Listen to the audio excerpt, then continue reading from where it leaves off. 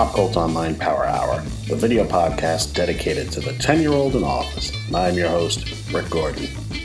Hey kids, join Malibu Bob Breathes Hall and myself as we talk about the same stuff we talk about every week. And we'll be right back after these brief messages. Here's Big Jim, the safari outfit, his camping tent, and friend Big Josh. Big Jim's on safari when suddenly he sees Big Josh coming at him through the trees. And Big Jim says, let's see if he's stronger than me. Big Josh cracks this tree stump with his axe. Big Jim splits this board with karate whacks. And they realize when the contest ends, the two strong guys are going to be strong friends.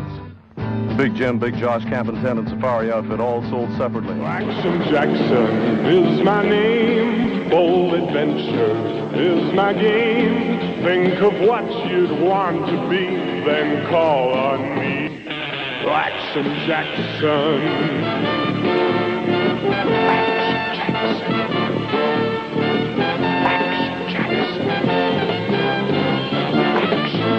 Action Jackson.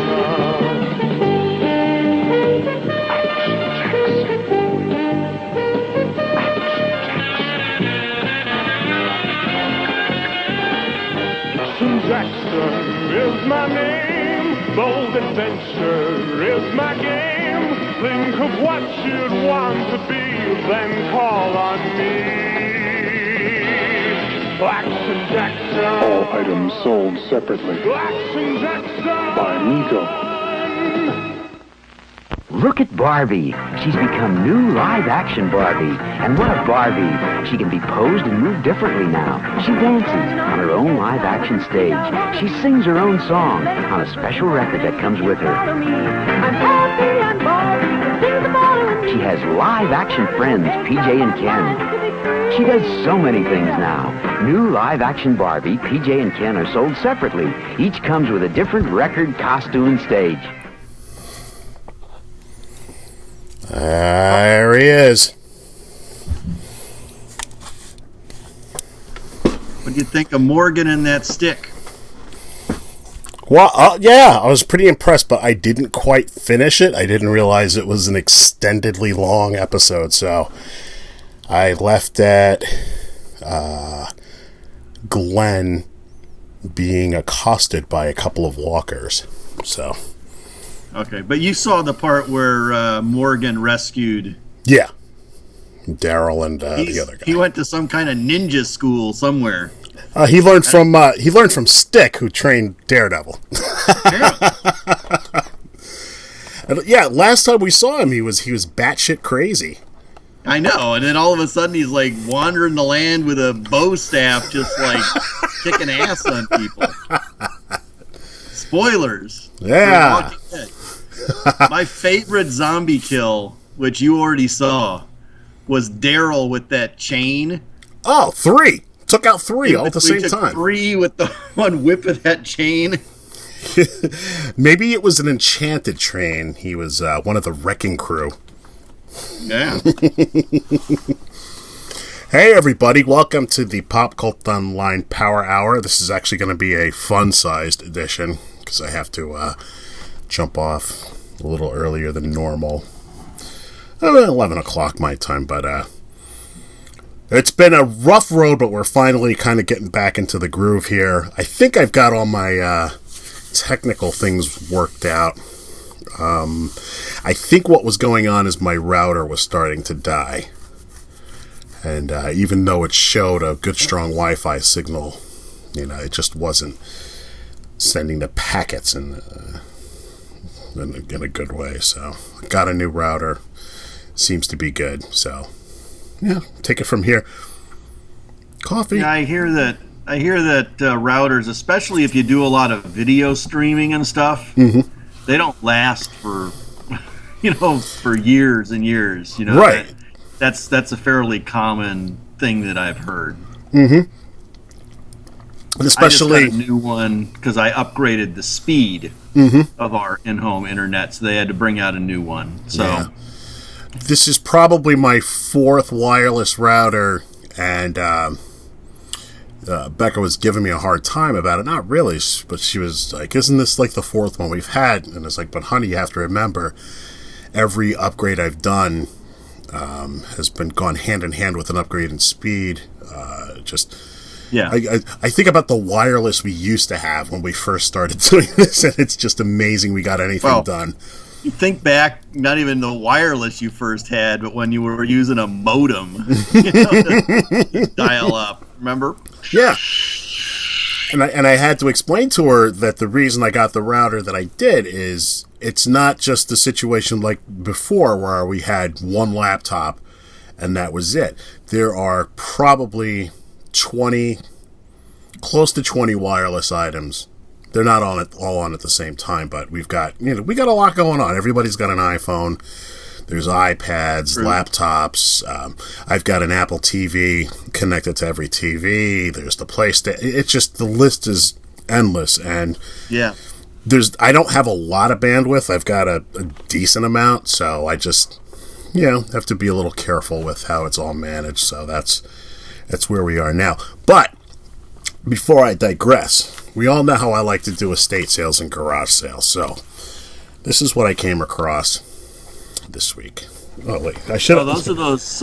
Wait. Yeah, I was just gonna. Let's see. And this was the only weird. Have to show me the top 2 inches of the cover, so I know what it is. I just wanted to go like that. It's like But it was an interesting experiment.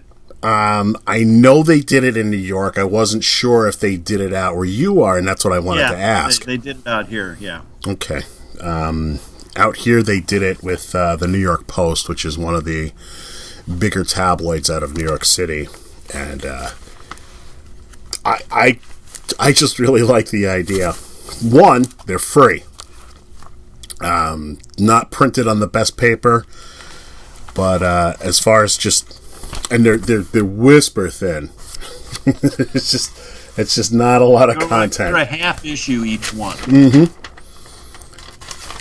But it's a good solid read, and if it's the early Spider-Man, if you haven't read it, you really should. And I know it's available in a myriad of forms. I mean, you've got the the Masterworks and. These stories have been reprinted ad nauseum, but just, boom, there it is. Whatever happened to the Enforcers? These were probably the lamest villains out of the Spider-Man universe. I'm not sure if they're the lamest ones. He has some, come on, Fancy Dan. Terrible tinkerer, the Gibbon. That trucker who wears the giant warthog outfit. Oh, Razorback! I was just reading a story. Razorback. Yeah. There's some weak ones. Do you think if the bigger the rogues gallery, the more likely you are to have a couple of bad apples in that group? Yeah, it's Spider-Man, Batman, Flash. Those are like the 3 biggest ones, right? Mm-hmm. Have you been watching the Flash TV show? No, I haven't. I'm up to date. I just haven't had time to just sit down. I watched the first 3 episodes, loved it. Loved it on a lot of different levels. I think it's great for the person who knows nothing about the character. I think it's great for the person who knows a little bit, and I think it's great for the person that knows a lot about the character. It's fun, which is unusual for DC, because DC with their live action TV. Yeah, they can do TV great. Yeah. Well, they've been doing a lot of the villains, a lot of the rogues. They had Captain Cold and Heatwave, and they brought in Len Snart's sister, Golden Glider, even. Wow. And, they had Firestorm. They've got Ray Palmer, Brandon Ruth, who played Superman. He's playing Ray Palmer in it. He's nice. Atom, but Atom is some acronym, and he flies around in like an Iron Man suit. So he's essentially Iron Man.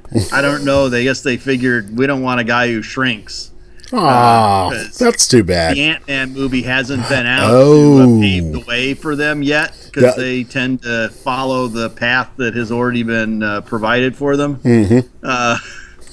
So he's like basically he's Iron Man.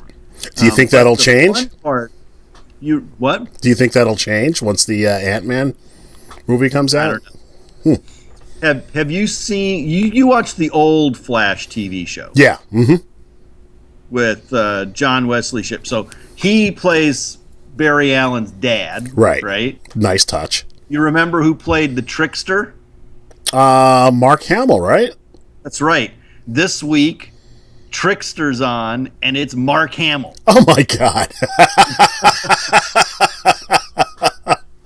There's a guy that knows where his bread is buttered. Well, they're bringing I thought that was really cool. That is cool. The Trickster back, and it's Mark Hamill again. Wow. Well, that's good. I mean, he's going to be busy for a while, I think. That's good. They had the Suicide Squad in I guess Green Arrow had Suicide Squad in it. They didn't have Harley Quinn yet as a main character, but they had Deadshot, and I mean they're trying. Diggle's I think going to go off and run with the Suicide Squad. Mm-hmm. No, how's that going to tie in with the movie though? I'm enjoying the DC TV shows. Which brings me to Aquaman, because I've been thinking a lot about him, and there's a cure for that. Does it involve waterboarding? Copious amounts of alcohol. And I understand what Zack Snyder's doing with his reimagining of the Aquaman character, which in my eyes, they're making him more like Namor than anything. Yeah. Jason Momoa thing, right? Yeah, just short of the pointy ears and the wings on the ankles. But and I think that's the only way you could do it. He's got to be somewhat of a badass, because every incarnation that I can remember, he's been kind of a super friend. Well, not in the 90s when he had the long hair and the hook hand and all that. Yeah. That's essentially what they're doing with this, only they made him dark hair instead of blonde. Right. But, I mean, it's the same wild long hair, and, he'll be jaunting around, I'm sure, kicking ass and taking names. They have to go really extreme because they don't want... I think they're proactively responding to the, this is a lame guy, all he does is talk to fish, right? Right. It's like they're going to have him jumping out of the ocean with a giant trident or something and just like kicking the holy crud out of people, and having weapons and fast action and fights and all that kind of business out of the gate. So that you won't even ask that question. Right. Yeah. I want to see him telepathically have a shark eat somebody. That's how dark I want it to go. I was thinking about Aquaman because I remember the book when Jim Aparo was doing it. It was a great book, but I think it was just one of those things that just does not translate well into other media. I mean, it's fine as a comic, but I just remember the cartoon when I was a kid, the Superman Aquaman hour, and he rode around on a seahorse, and he had a funny walrus friend, and he had a sidekick, and he bothered. Well, those were really kidified. It just you can't. But that's my memory of it. Look even at X-Men.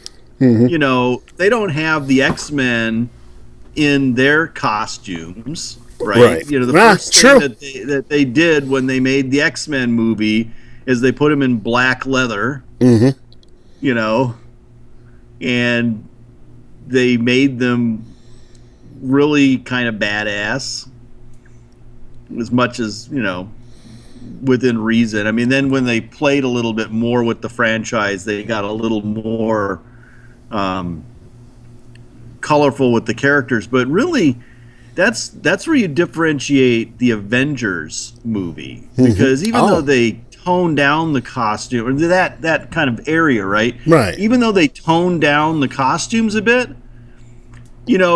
Captain America's still wearing a Captain America costume, and Iron Man's got, armor is armor, right? Mm-hmm. But, Thor has got his, vaguely like his costume, and Spider-Man wears his costume within reason, to do things to his costume. But they don't, like, put him in, black leather or a jacket or something. Mm-hmm. They still wear their costume. So yeah, the Avengers was a pretty colorful movie. Now that I think about it, it wasn't toned down that much.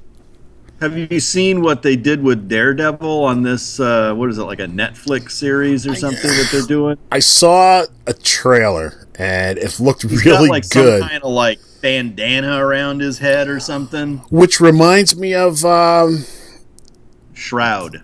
Well, not only that, but there was a Frank Miller story in What If. Like, I think What If Elektra had lived or something like that. Or even, no. It might have been from the regular book when he first became Daredevil before the costume. When he was in college with Elektra, he wore that little bandana deal. And that was...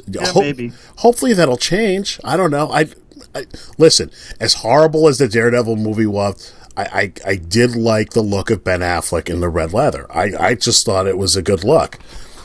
I mean, did you only see that in the movie theater? Mm-mm. Or did you see the director's cut? The director's cut made a world of difference. The director's cut was a lot better, I thought. And it was really very minor changes. Mm-hmm.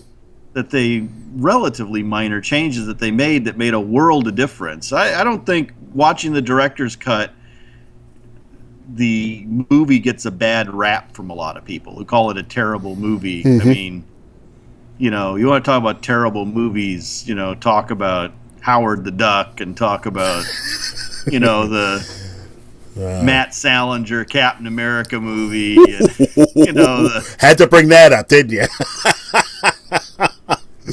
Fantastic Four movie. Oh, the Roger Corman, theaters. The Justice League movie that had David Ogden Stiers as the Martian Manhunter. People don't know what a bad superhero movie. They're spoiled. There he is. Look at that. There's Collect our guy. them all. There's our guy. Orange shirt, green tights. I don't even think there's anything He's got in here. Trunks, and he actually has a legit reason to be wearing trunks. He's in the water. Well, yeah. So what was the deal?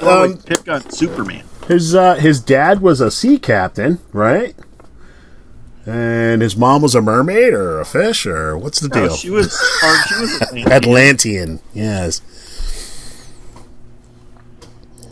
Huh. Yeah. So I'm looking forward to seeing what's going to happen this summer.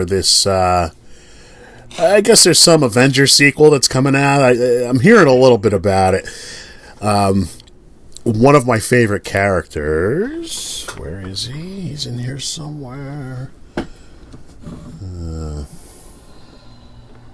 I don't have him in front of me. The Vision finally comes to life. I've been a big fan of the Vision ever since I first started reading the Avengers way back when, and was really surprised. Well, I shouldn't say this is the first time. I think he's been in an Avengers animated series back in the 90s. Avengers Assemble, I think. But never live action. I'm very interested to see how this plays out, because I want to see if DC introduces Red Tornado. Well, let me show you this. So this came in my DCBS box. Oh. It's an ad for Convergence. Uh-huh. And my initial thought, since I'm actually reading comics, is like, this is the exact plot that's been going on in the Avengers for the last 9 months. It's like every month they've been having these, what do they call them? I forget the word they use, but there's like the parallel Earths. They're having like these conflict points where they're going to come together, and they have to decide, the Illuminati. So it's, like Reed Richards and Tony Stark and all the smart guys. All those guys. They have to decide. It's like, well, you can either destroy one of the Earths that's coming together, or they're both going to be destroyed. So they've had to make this choice hundreds of times in the last 9 months, and then DC slaps this out and is like, seriously, guys? And you're like,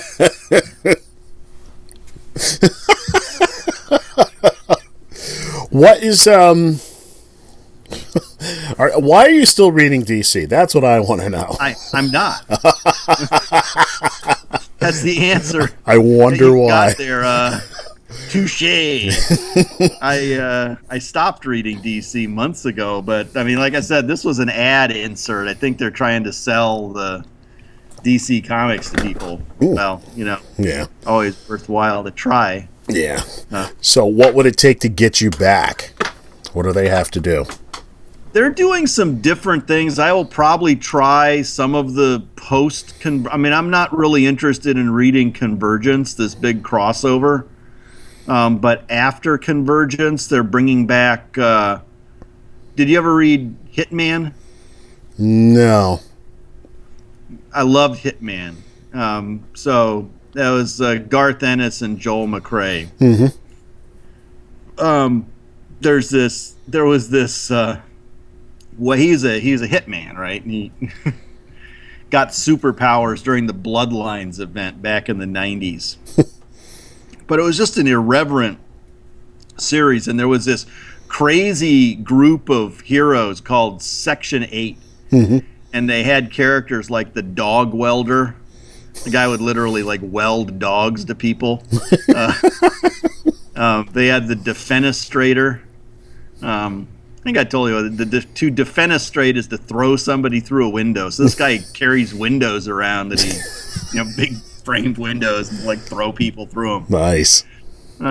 Just zany characters. Anyway, they're bringing Section 8 back after it. They're putting out a Batmite comic. I think they're doing some just different things that they're not all having to be precisely in like one continuity. They're going to just do some fun comics, and I'm potentially interested in reading different series that could just be fun comics that I don't need to have this crushing weight of continuity just on your back. Well, revised continuity that I'm not a fan of. That's the more of the problem. I think for people who dig it, it's really great. Some people, they're whole hog into it. New readers who never read DC before the New 52, it's kind of cohesive. It doesn't have 50 years, 60 years of continuity behind it. So they're reading it, and it's just like, oh, it's all here, and I like it, and that's fine. Those are the readers that they want. For me, it's just I'm not interested. No, I think you're right about the fun books. I mean, I look at a book like Batman 66. It's in its own separate world. It is a lot of fun, and I think it's accessible to a wider audience than most books are. And it's got something for old timers like us, and it's got something for my kids. Love that book.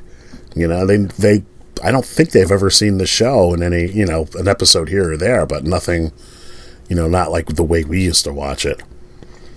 Well, they've taken there are some books that are explicitly outside of continuity, and then they can just make those fun. And I'm very interested in that, just reading about the characters and not having to worry about all the the weight of even this new continuity. It's only been going on for 3 years. It's just wow. Has it been that long?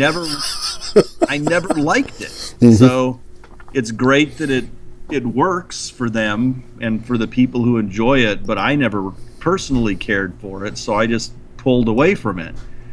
But I do like the idea of, like when they did kind of a soft reboot on Batgirl, and that character, I will go so far as to say they are ignoring continuity on it. Really? Yeah, I mean, it's just... Is she out of the wheelchair? No, she's not in a wheelchair. Yeah. She's Batgirl again, and she's young, she's hip, she's living in Burnside, she's got, she's worrying about, like the Facebook and Twitter analogs of the DC universe. Okay. She's fighting villains, she worries about, someone snapping a picture of her changing costumes or whatever with their cell phone, just crazy stuff. Or someone, like, she's working on her degree at the university and someone hacked in and erased all her doctoral research. But it doesn't feel like there's this weight of continuity on it. They kind of redid her costume. Yeah, it doesn't feel like Batgirl, though, either. Well, still Barbara Gordon. It's still... it's new and different, and it's, they don't seem interested in going back and doing things that are explicitly, the old-timey continuity. If you want that stuff, well, they are doing these one-shots around Convergence that, they're bringing back older versions, and they're bringing back... This is actually concurrent with DC moving their offices, which they're doing right now, out to Burbank. They have a couple of issues, and they'll have, some... I forget, but they'll have classic teams where, let's say, Walt Simonson doing Manhunter, but I don't know if that's one of them. Right. But they'll have, like, some classic team doing a couple of issues in, a different continuity, because they're doing, that's all building up to Convergence is going to come, and they're going to, they've got these different Earths, and they're going to push them all together, and, some of them are going away, and some are, who knows? I don't know. I'm not the expert. Talk to Mike Myers. Go listen to, Geek Brunch and DC Noise if you want to hear about that kind of stuff. I'm not the expert on it anymore. But my basic point is they're doing those one-shots as kind of one-offs. But as far as moving forward, I think they're kind of tied into not having the old continuity. But you have your old comics that you can always go back and they're always there, Do you think it's that they're not going to the old continuity, or it's just like it almost, the way you're describing it, it feels like the continuity is lighter, just not as, ham-handed or heavy or just entrenched, but just, just a light touch. You don't have as many years of continuity built up, and they're not trying to justify every story that any guy ever wrote for the last 50 years. Well, this is in continuity, which they kind of did away with to some extent when they did Crisis back in '85. Right. But then, that was 1985, and now it's 2015. That was 30 years, up until Flashpoint and the New 52. I mean, you had over 25 years worth of continuity built up in the post-Crisis universe. Yeah. That got weighty for them. Did that seem quick to you? It's just in retro, because I remember Crisis like it was yesterday. Yeah, it's funny because Marvel, although I don't know what Marvel is going to do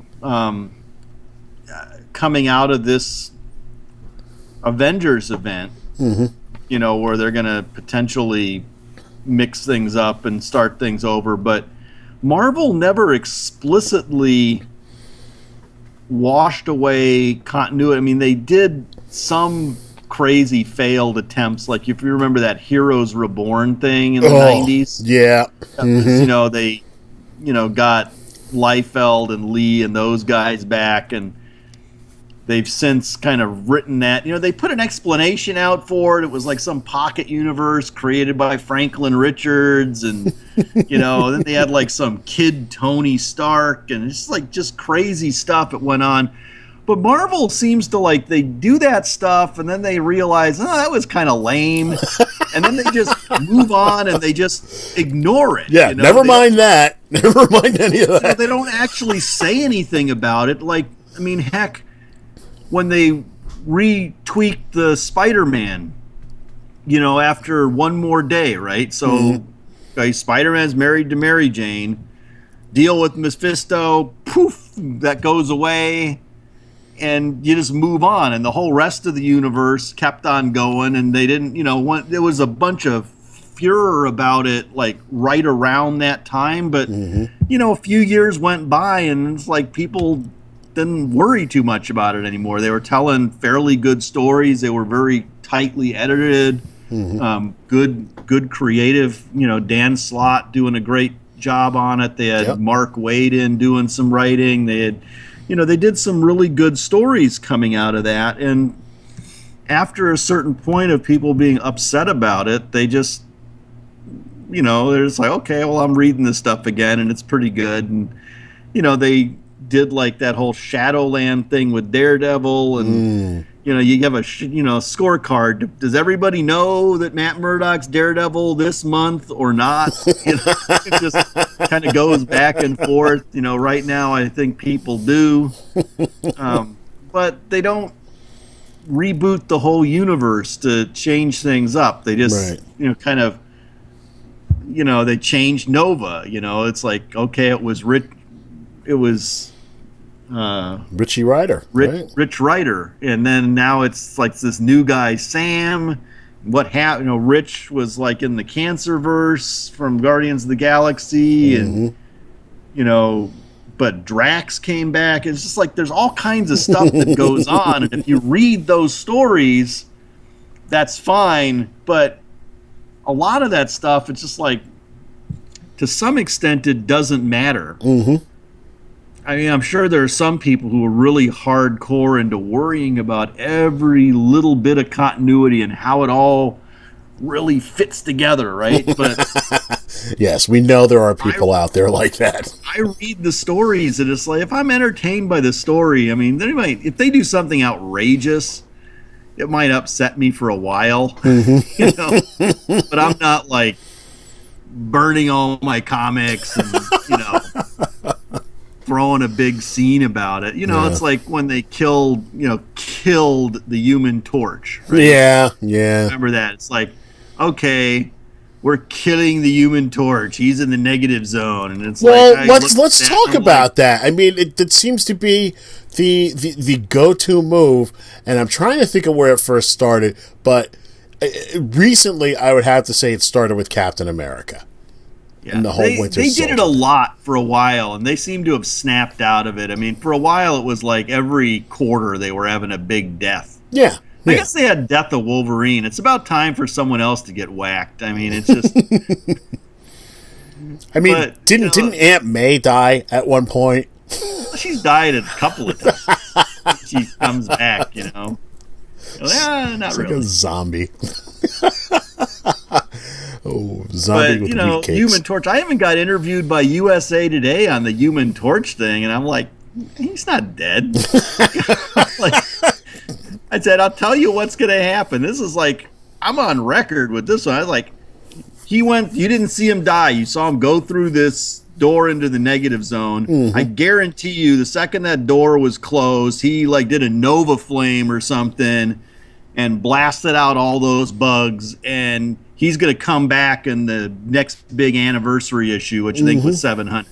Lo and behold, a year later, he comes back in issue 700, having done a Nova Flame once the door closed. It was like, it's like, okay, you read these things long enough, and you just see I still don't. The one that eludes me is Captain America coming back. I really don't understand what all went on with that. You know what? Time travel or something. It wasn't time travel. It wasn't a dimensional thing, but it was bullshit. Is what it was. Understand it. And because, he came back, and it was like, okay, he's back. Yeah, that's fine. And it's just read like the Captain America. And it was, I mean, but now he's an old man, right? Oh, I didn't know that. Really? Oh, you didn't know that? At some point, like 8-9 months ago, some bad guy did something. I stopped reading Cap, but I kind of see him in Avengers and other things, and they did something to like neutralize the super soldier serum in him. So all the years caught up to him, and he's like 90 or something. You know, and he's like going around with a cane. They draw him all wrinkled and stuff, you know, like Aunt May. God. That's worth a trip to the shop just to see that. Wow. You know, but he'll come, and then they made Sam Wilson as Cap now. Oh, okay, right? Okay, yeah, that I knew. I didn't know that. So Steve that was Rogers because was Cap became old man Cap. Old man Cap. Whatever happened to the Wizard? Remember when he was in the Avengers there for a while back in the 70s? Yeah, he could start hanging out with him now that they're, age appropriate. Wizard. That's the greatest name. What a weak name for a character. And his costume was yellow. Yeah.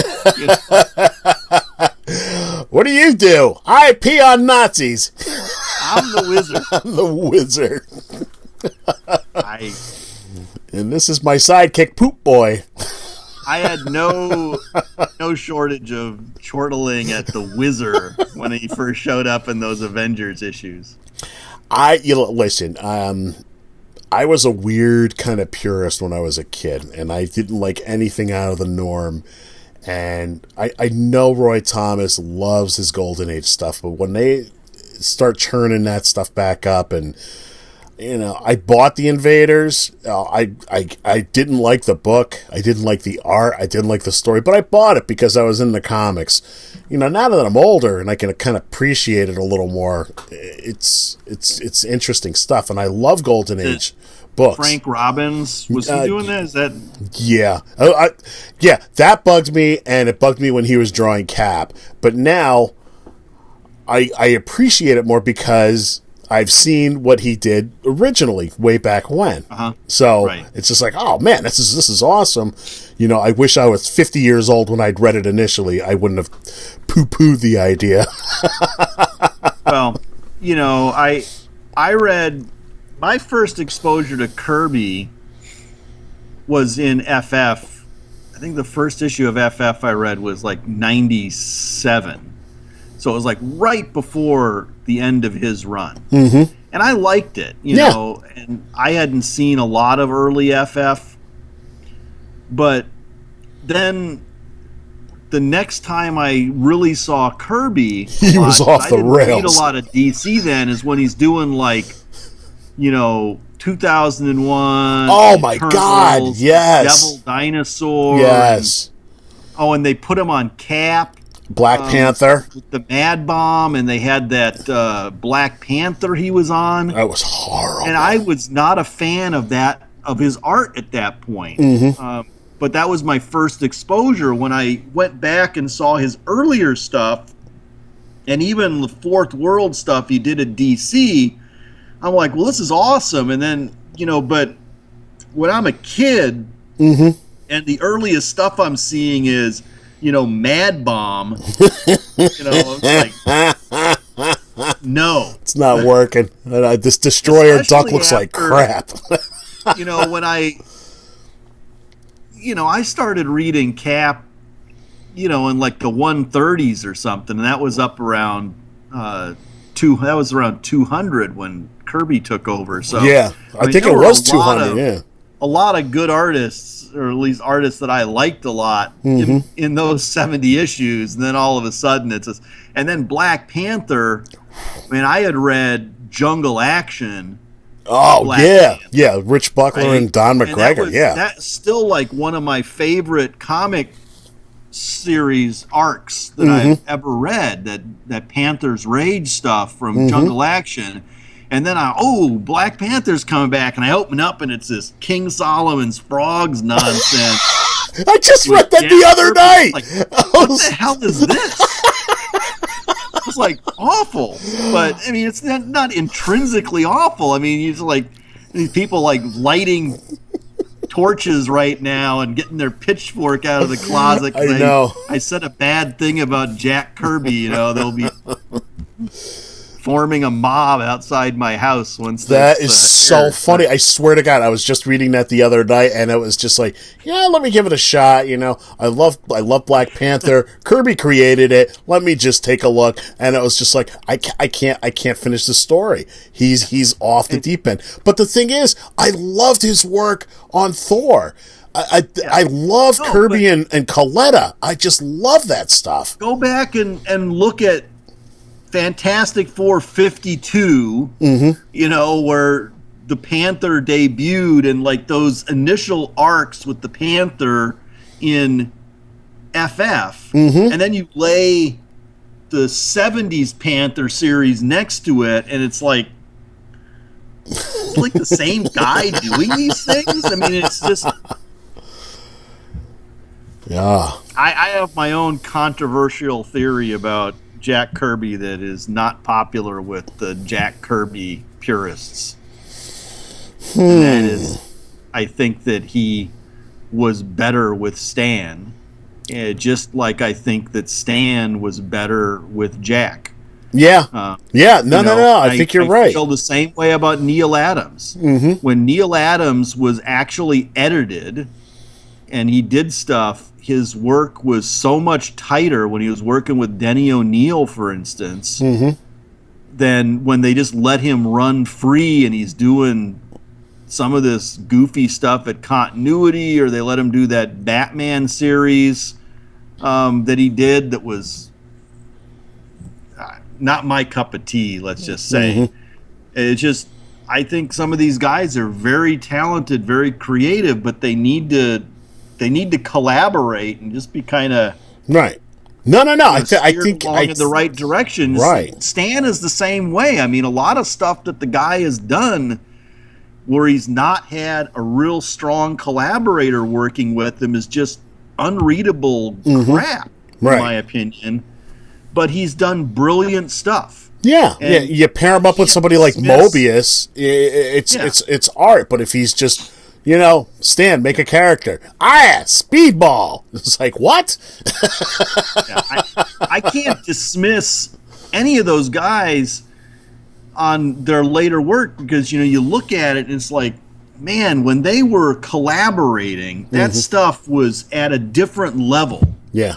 Than their solo stuff where they just don't have somebody telling them this is crap. You know, it's like, I think that's gotta be, you know, it's like when you got somebody saying, man, the Emperor has no clothes here, you know, let's do this a little different.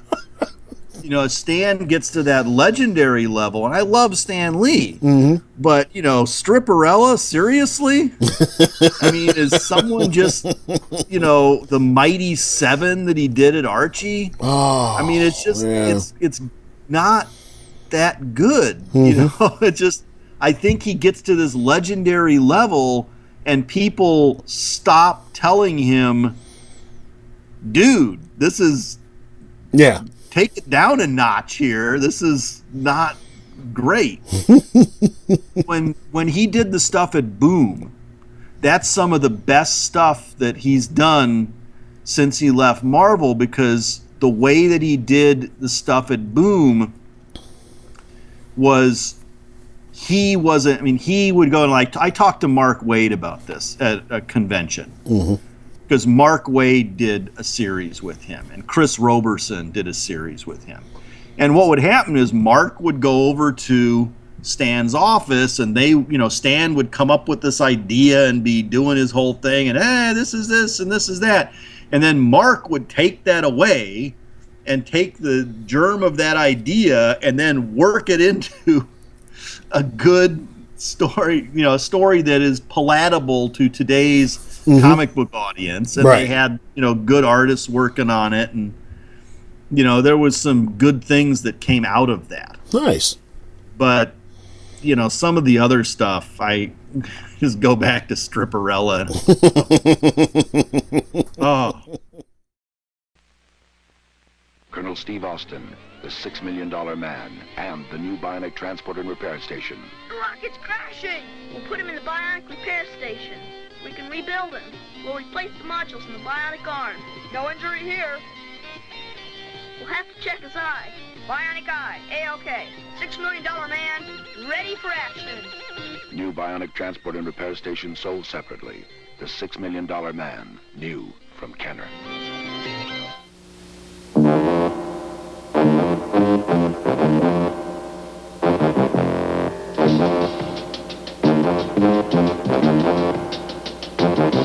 It's the Starsky and Hutch chase set. Starsky, Hutch, and their pal Huggy Bear are after the bad guys.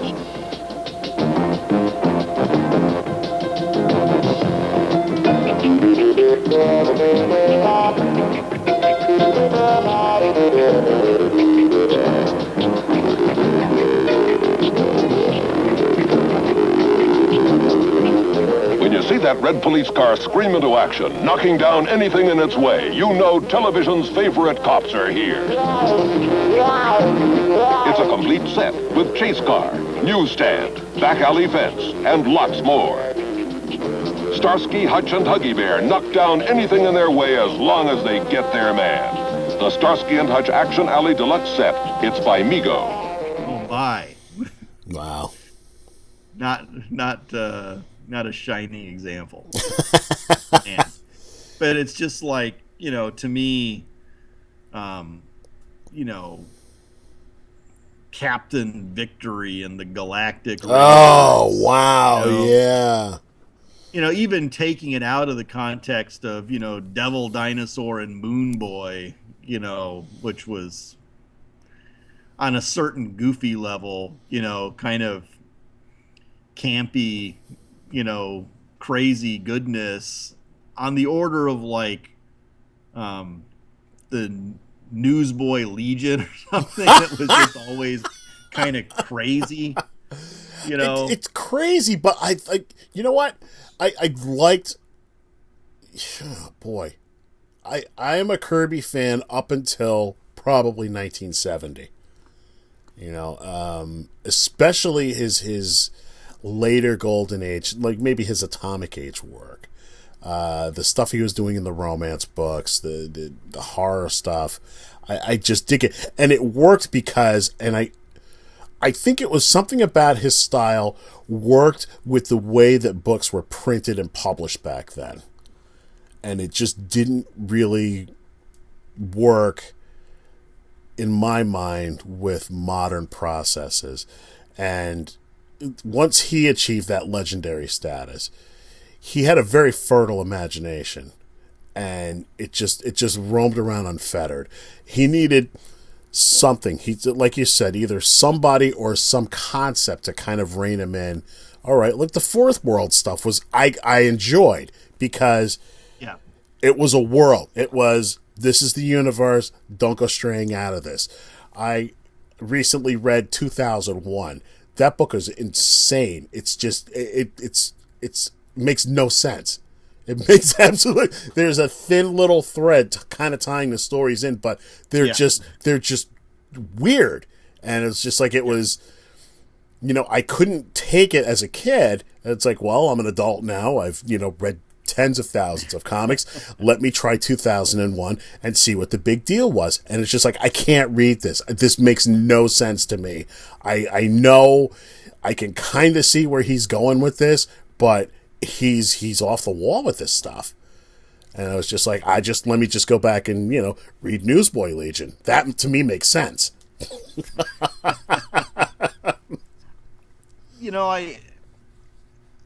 I feel the same way about that stuff. It's just, those guys are the giants, right? It's just, they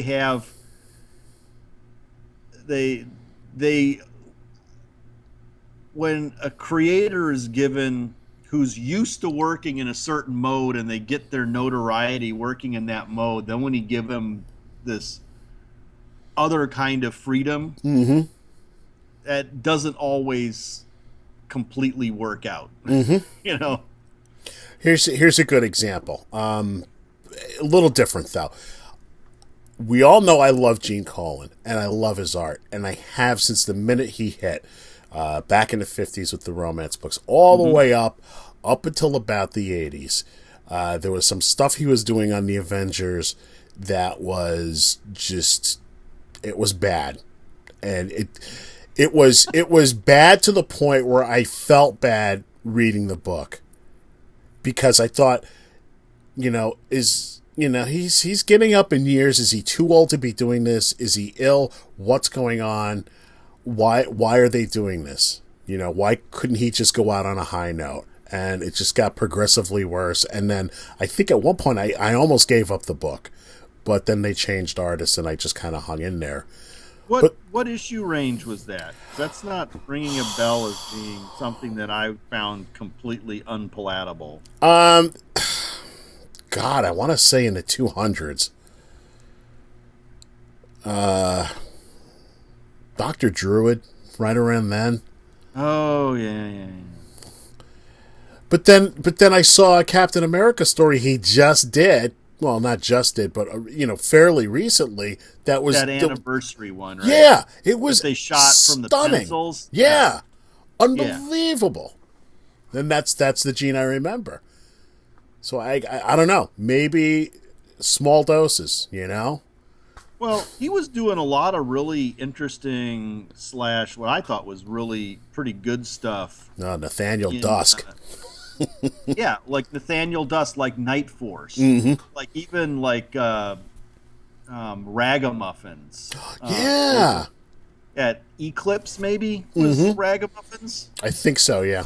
I mean, they did some stuff. Especially when they were reproducing it with the more modern printing techniques directly from his pencils. I mean, that stuff was fabulous. I really enjoyed that, and he could draw without even looking. I watched him do a sketch, a Captain America sketch, that I just got chills watching this thing just appear on the paper, and he's looking at me while we're chatting, and he's talking to Connor, and he's talking to me, and his hand is just moving, just idly just moving, and this beautiful sketch is just appearing like magic, and it was just one of the highlights of my life, just seeing this in action. But then I have that memory, and then I have this memory of just this horrible Avengers episode. It's like, listen, everybody has off issues. And I think maybe at that point he had moved over to Archie Comics. I'm not 100% sure, but he was over there for a while, which those are some issues I'd like to hunt down because, how do you conform to that style when, he's very stylized? Yeah. And Archie has a house style. I mean, I would love to see that interpretation. They're breaking away from that house style. Yeah, that's true. That's absolutely true. When they reboot Archie coming up in a couple of months, and Mark Wade's writing it. Oh, is he? I think. Oh, nice. I think that's in the June previews, maybe. Let me take a quick look on the Comic Spectrum site. As you well know, there is a set of links. If you go to the main Comic Spectrum page, there's usually a cover of the previews catalog on that page. And if you click on that cover of the previews catalog, it's going to bring you to a page that's got the current solicits for this month. So right now it's got the April 2015 solicits. That book came out, or did it come out last Wednesday? I guess so, because tomorrow is the 31st. So it comes out on the last Wednesday of the month, so it must have come out last Wednesday. Okay. I'll get it in my DCBS box this week. Anyway, it's, there's online, I have online solicits for most of the things. So anyway, if I'm looking here at the Archie solicits, let's see what we got here. We got Archie #1. Mark Waid and Fiona Staples on art. Oh, nice. You know, and Fiona Staples is known for, of course, Saga. Mm-hmm. And they're going to have, oh my God, variant covers. They go up through variant V. Oh my God, you're kidding me. Variant cover. So they got the regular cover by Fiona Staples. Now I'm going to give you J. Scott Campbell. Nice. Aline Coover, Mm-hmm. Tanya Del Rio, Joe Eisma, Francesco Francavilla. Wow. Genevieve FT, I don't know who that is. Mm-mm. Michael Gatos, Sanford Green, Robert Hack, Dean Haspiel, David Mack, Moritat, Mike Norton, Jerry Mike Ordway. Norton. Wow. Yeah, Jerry Ordway, Jose Villarubia, Ramon Perez, Ron Salas, some other people I don't know who they are. Chip Zdarsky, who does Sex Criminals, and then a blank sketch cover. So I think Archie might have like a, you put out that many variant covers. You're kind of redoing it, and then you got Fiona Staples doing the interior art on that. I think that's going to sell. Yeah. It's going to sell like copies. It's going to sell like hotcakes. It's going to sell like wheat cakes. The last issue of Archie will be, and I thought they were going to skip it, but and I don't know if we came back, but they actually are doing a 666. That's the last issue. Really? Yeah. 665 just came out. I got it last week. So 666 will be coming out in April. Then I think there's a month off, and then this new #1's coming in May. But then, they're also the new Shield series from Dark Circles coming out that same month. Archie will have a strong month in May. But I like, I'm a whore for these solicits. I love reading these solicits, so that's why I put the links up. I mean, it's nice if people are interested, they can go find them on my website, but I put them there because I like them. And, I can go on that web page and I can find the solicit for the last 3 years that I've been doing the website. Nice. And I can just, any of the solicits, in any of the months I can click, as long as because I just put links to the different websites.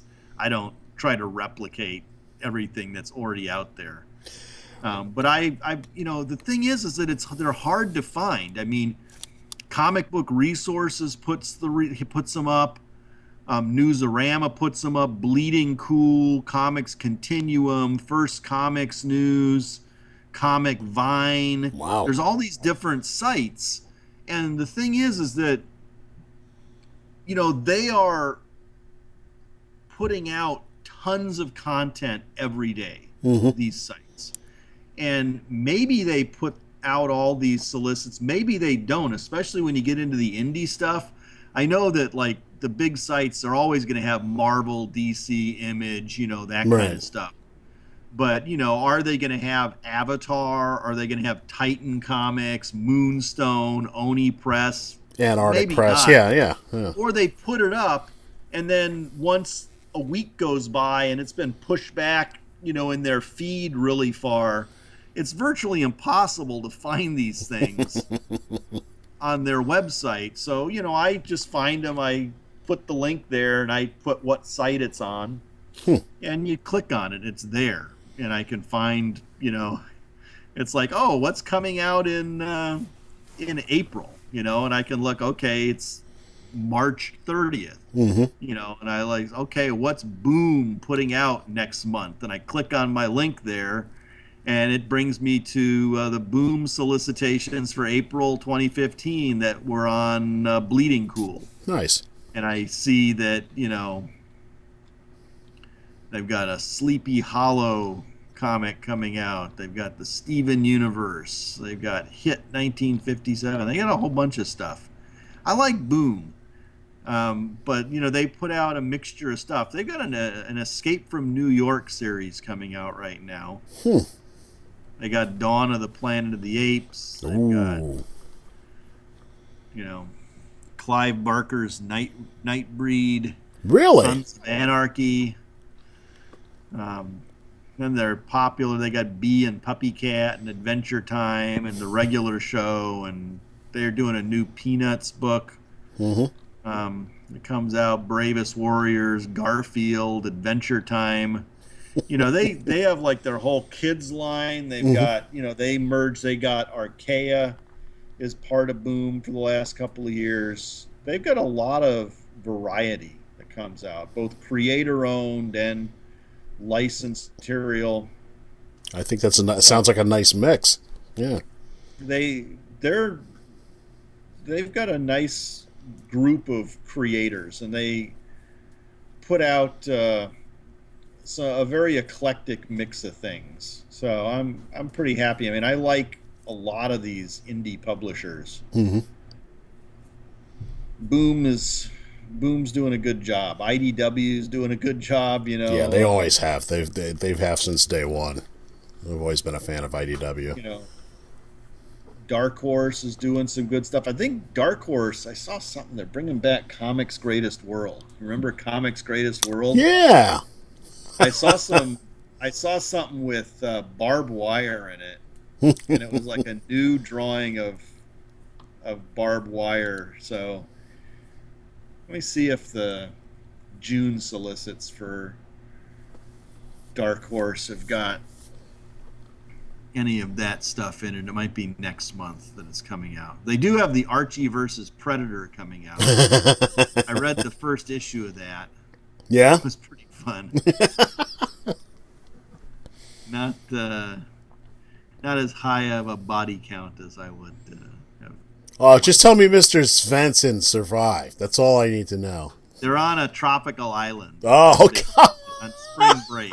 So it's just the Predator regular is gang? not in Riverdale. Oh, thank God. Thank God Mr. Weatherby is safe. He's not going after Pops and the chocolate shop.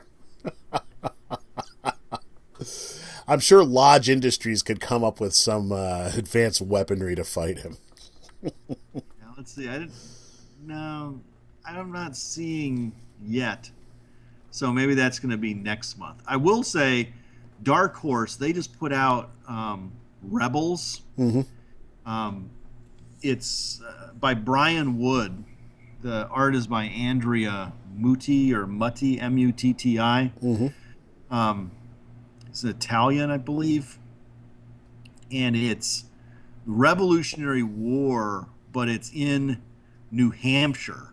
Oh, and nice. It's got the Green Mountain Boys, and it's, you know, it's just like it's a part of American history and the Revolutionary War that I personally have not seen before. I mean, you see the Washington, you see down, you know, Valley Forge, you see the Boston Tea Party, you see, you know, other areas. I had never seen this particular front. The first issue, I did an advanced review of it. They sent out some review copies, digital.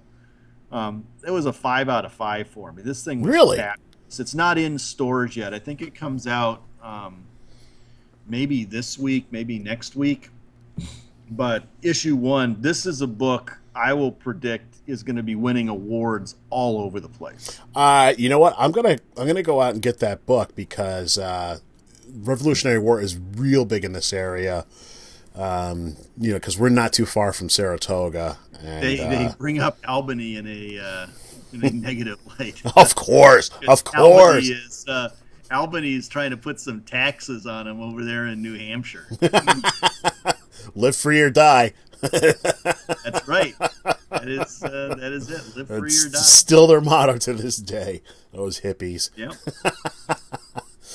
Great book, though. Yeah. All right. These are things that you know, there's so many books that come out. It's so easy to miss really great books. I'll show you one other thing. It just came in the mail today.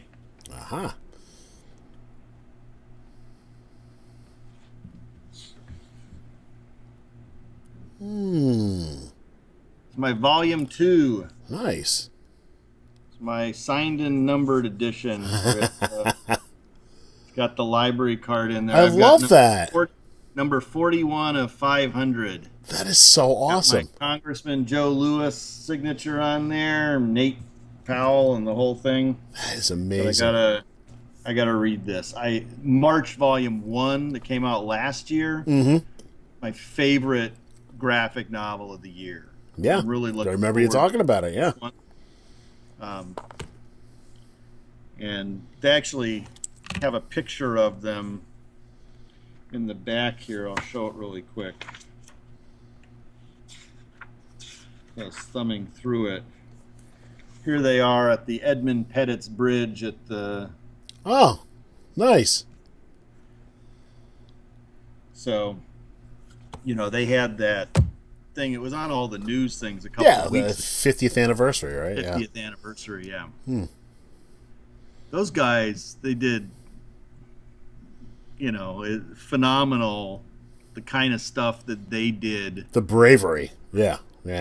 Social justice and all this. It's like the fact that they were doing the passive resistance and they were getting like tear gassed and beat by these redneck cops and all this kind of nonsense. And today, the form of social protest we have is a bunch of anonymous douchebags putting a hashtag on something on Twitter and bullying somebody. Remember when that scientist who wore the Hawaiian shirt with the girls on it, and all these people attacked this poor SOB? And the internet this shirt with the girls, and it's like, oh, you're sexist, and it's like, seriously? Mm-hmm. This is what our social justice warriors have gone from civil rights to bullying a scientist who wears a Hawaiian shirt with hula girls on. or anybody that doesn't agree with them. Just come on. They take it to the airwaves somewhat. Cool. I'm really excited about Rebels. I'm going to grab that book. We'll go up to my friends up at Excellent Adventure. You were there. And grab that. Let me tell you what day it's actually hitting. Mm-hmm. I have got... Let me pull up the review here, because I think I put the date in the review. Another one that came out of the Gem and the Holograms was... wow. Came out. I'm getting that in my box. It hits the stands on April 8th, Rebels #1. Hey! So a week from this Wednesday. Probably around the time this episode's going up. No, it'll be up It'll before be a couple then. of days.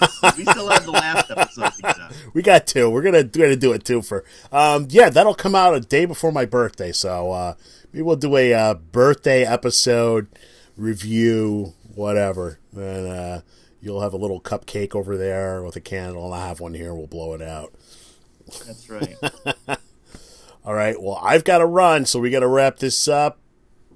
And we'll see everybody soon. And yes, I will get these episodes out as soon as possible. Have a great sleep. All right. Go have dinner. Trundle off to bed. All right. Good night.